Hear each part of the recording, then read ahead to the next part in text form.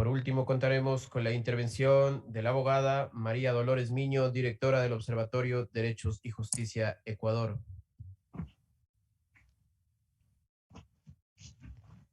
Buenas tardes, señora presidenta, señores y señoras asambleístas. Es un placer para mí, como directora ejecutiva del Observatorio de Derechos y Justicia, comparecer esta tarde para esgrimir a ustedes los argumentos que creemos son necesarios para entender la necesidad de aprobar el proyecto de ley que se ha puesto hoy a su consideración. Yo soy abogada, soy especialista en Derecho Internacional de los Derechos Humanos, soy especialista en Derecho Constitucional, pero también soy madre y soy católica. Y en esta virtud me dirijo a ustedes para explicarles por qué es necesario que ustedes aprueben esta ley. En primer lugar, quisiera referirme al alcance del debate que estamos teniendo la mañana y la tarde de hoy, porque me da la impresión que muchos comparecientes han intentado confundirles a ustedes, haciéndoles creer que van a debatir sobre algo que no se va a debatir. En este sentido, recordarles, señoras y señores asambleístas, que no estamos tratando aquí sobre una posible legalización absoluta del aborto. Tampoco estamos hablando de una despenalización total del aborto, como han sugerido algunas personas que me antecedieron en la palabra. El debate exclusivamente se relaciona a la despenalización del aborto en casos de violación, algo que la Corte Constitucional ya ha reconocido, y a esta legislatura solamente le corresponde establecer el marco regulatorio sobre el cual este derecho se va a ejercer. Pero además, señoras y señores asambleístas, este no es un debate donde nos interese conocer la historia del médico fulanito en Argentina, ni la historia del asambleísta menganito en Estados Unidos. Aquí lo que nos interesa, sobre lo que estamos debatiendo, es cómo vamos a garantizar una reparación integral a las 2.700 niñas que anualmente en Ecuador se quedan embarazadas producto de violaciones. Porque si son menores de 14 años, siempre estamos hablando de una violación. En este sentido, señores asambleístas, no se trata de abordar este tema desde una perspectiva de la patologización, y ahí se evidencia la falta de entendimiento que muchos comparecientes han tenido a la hora de dirigirse a ustedes. No estamos hablando de una enfermedad con una correlativa cura. Estamos hablando sobre el hecho de que estas 2.700 niñas son víctimas de violaciones a sus derechos humanos y que en tal virtud el Estado les debe reparar integralmente. La aprobación de esta ley será una de tantas aristas que el Estado debe llevar a cabo para reparar integralmente a estas niñas y mujeres víctimas de violación. Ahora bien, me quiero referir en primer lugar al alcance del aborto en el derecho internacional de los derechos humanos, sobre lo cual he escuchado también hay confusión. Ciertamente, señoras y señores asambleístas, desde el derecho internacional de los derechos humanos no se ha reconocido una aprobación total del aborto. No hay un derecho total a abortar, y eso sí tienen razón quienes me antecedieron en la palabra. Pero no estamos hablando de eso aquí. Aquí lo que estamos hablando es sobre la despenalización del aborto en casos de violación, una cuestión que sí ha sido reconocida por el derecho internacional de los derechos humanos, especialmente por el relator especial de Naciones Unidas contra la tortura, que en el año 2016 ya indicó en un informe que forzar a mujeres y niñas a llevar a término a embarazos forzados producto de violación constituye una forma de tortura, tanto en su dimensión física como en su dimensión psicológica, emocional y estructural. Para mayor abundamiento, señoras y señores asambleístas, tanto el Comité de la CEDAW como el Comité de Derechos del Niño han esgrimido sendas recomendaciones específicamente dirigidas al Estado de Ecuador en el sentido de que despenalice el aborto en casos de violación. Esto es lo que estamos tratando la mañana y la tarde de hoy. La obligación que ya existe y que existía desde antes de la emisión de la sentencia de la Corte Constitucional para el Ecuador de despenalizar el aborto en casos de violación y de otorgar a las niñas y mujeres víctimas de embarazos forzosos producto de violación una reparación integral. En tercer lugar, señores y señores asambleístas, quisiera referirme al alcance del derecho a la vida establecido en el artículo 45 constitucional y 4 convencional. En este sentido, indicarles que tanto la Constitución del Ecuador como la Convención Americana sobre los Derechos Humanos disponen este precepto o esta regla general, mejor dicho, de la protección a la vida desde la concepción. Sin embargo, insisto, esto es una regla general. Y cuando algo es una regla general, admite excepciones. En el Ecuador, tales excepciones han existido desde hace décadas. Tanto es así que el anterior Código Penal ya establecía excepciones a esta regla general cuando en el propio artículo 150.2 del Código Orgánico Integral Penal ya se establecía posibles excepciones cuando se permitía el aborto en casos de violación para mujeres que padecían discapacidad mental. No es que a esta legislatura le corresponderá violar ese principio. Ese principio es una regla general que admite excepciones. La Corte Constitucional ya ha reconocido que una de esas excepciones es la violación, es el embarazo por violación a mujeres de cualquier condición, y a lo que a ustedes les corresponde es legislar de acuerdo a ese reconocimiento.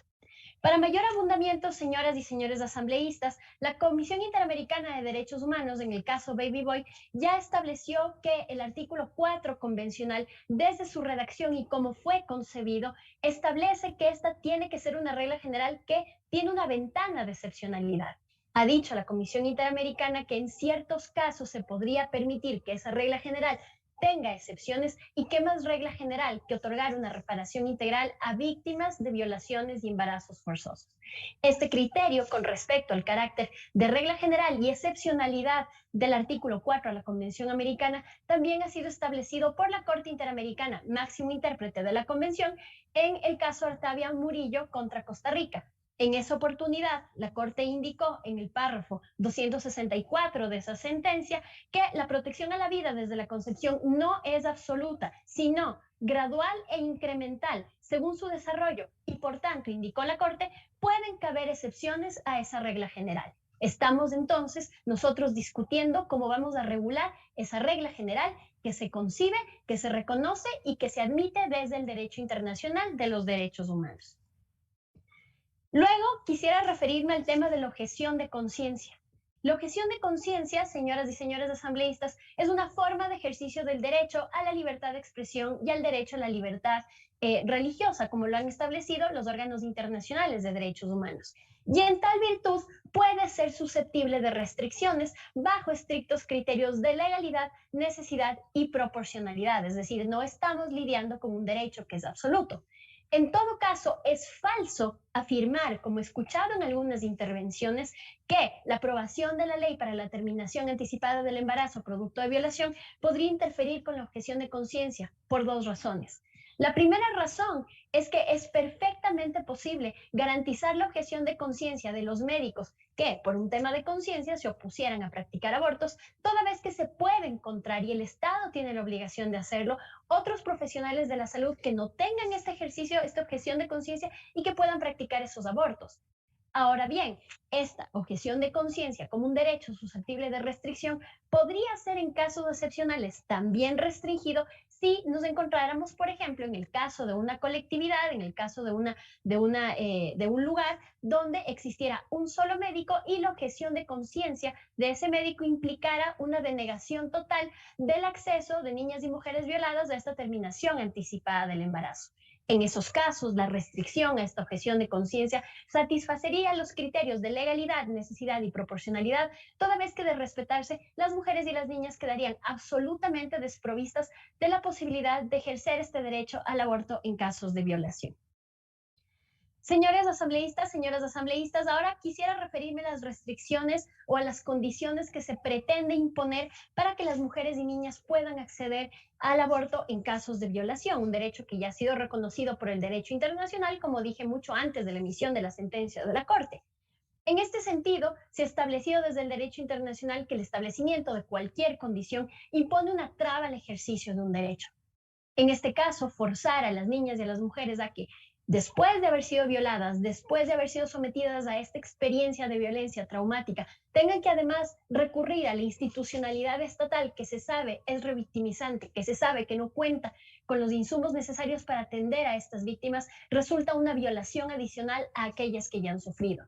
Pero además, señores y señoras asambleístas, imponer este tipo de restricciones supondría una violación al derecho a la igualdad y no discriminación, toda vez que a las mujeres y niñas que requieren de servicios médicos de emergencia se les estaría obligando a cumplir con mayores requisitos que aquellos que se les impone a otras personas que solicitan servicios de salud en emergencia y que no son mujeres embarazadas. ¿Por qué a las niñas y mujeres embarazadas se les tiene que exigir más condiciones, más requisitos al acceso a servicios de salud que aquellos que se les exige a otras personas que recurren en emergencia también a la solicitud de servicios de salud?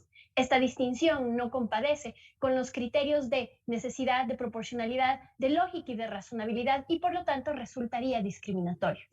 Finalmente, señores y señoras asambleístas, para concluir, con respecto al establecimiento de plazos, la Corte Constitucional ha sido clara en indicar que es necesario a la hora de redactar el articulado de esta ley referirnos a los mejores estándares internacionales en materia de protección de derechos humanos y de derechos de las mujeres y niñas en el Ecuador. En ese sentido, el mejor estándar será aquel que no vuelva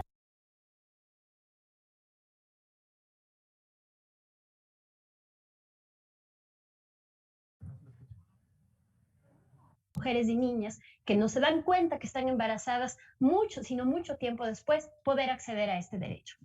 Finalmente, agradecerles, señores y señores asambleístas, por su atención a mi intervención y recordarles que la Ley Orgánica de Garantías Constitucionales